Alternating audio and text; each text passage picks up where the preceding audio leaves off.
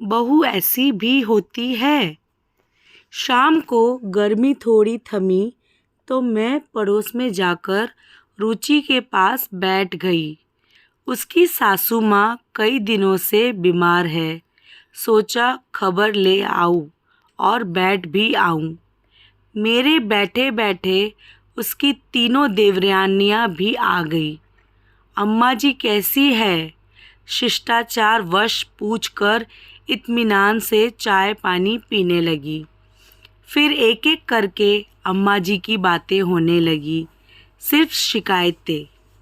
जब मैं आई तो अम्मा जी ने ऐसा कहा, वैसा कहा, ये किया, वो किया। आधा घंटे बाद सब यह कहकर चली गई कि उन्हें शाम का खाना बनाना है।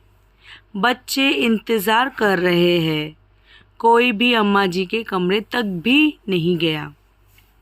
उनके जाने के बाद मैं रुचि से पूछ बैठी, रुचि, अम्मा जी आज 1 साल से बीमार है और तेरे ही पास है। तेरे मन में नहीं आता कि कोई और भी रखे या इनका काम करे? माँ तो सबकी है। उसका उत्तर सुनकर मैं तो जड़ सी हो गई। वह बोली, बहन जी, मेरी सास 7 बच्चों की माँ है। अपने बच्चों को पालने में, उनको अच्छी ज़िंदगी देने में कभी भी अपने सुख की परवाह नहीं की। सबकी अच्छी तरह से परवरिश की। ये जो आप देख रही है ना, मेरा घर, पति, बेटा, शानो शौकत सब मेरी सासू जी की ही देन है। अपनी अपनी समझ है। मैं तो सोचती हूँ इन्हें क्या क्या खिला पिला दूँ, कितना सुख दूँ। मेरे बेटे बेटी अपनी दादी माँ के पास सुबह शाम बैठते हैं। उन्हें देखकर वो मुस्कुराती है। अपने कमज़ोर हाथों से वो उनका माथा, चेहरा और शरीर सहलाकर उन्हें जी भर के दुआएं देती है।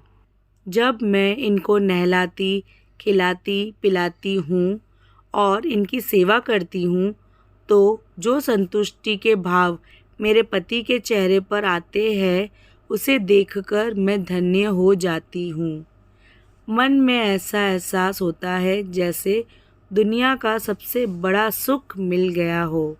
और फिर वह बड़े ही उत्साह से बोली, एक बात और है, ये जहाँ भी रहेगी घर में खुशहाली ही रहेगी। ये तो मेरा तीसरा बच्चा बन चुकी है। और ये कहकर वो सुबक सुबक कर रो पड़ी। मैं इस जमाने में उसकी यह समझदारी देखकर हैरान थी।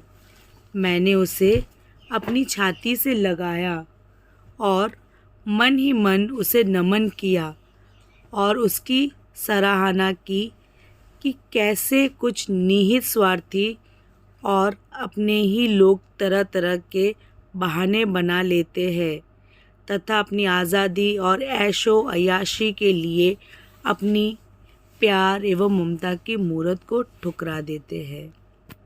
धन्यवाद दोस्तों, ये छोटी सी कहानी। उम्मीद है पसंद आई होगी। धन्यवाद।